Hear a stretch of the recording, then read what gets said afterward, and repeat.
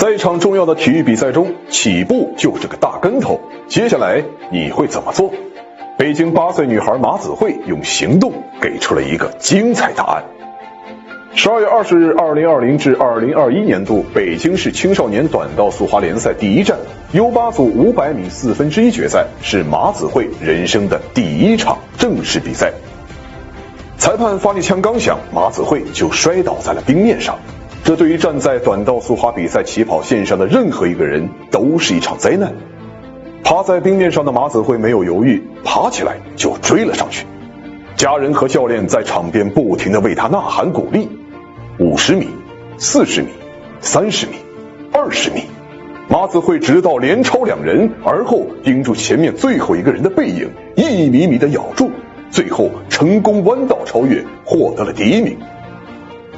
这段视频被传到网上后，不到1天的时间就获得了超500万的点赞。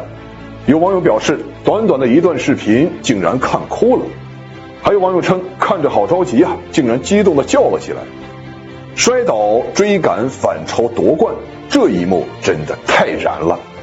身处劣境也不放弃，人生不就需要这样的勇气吗？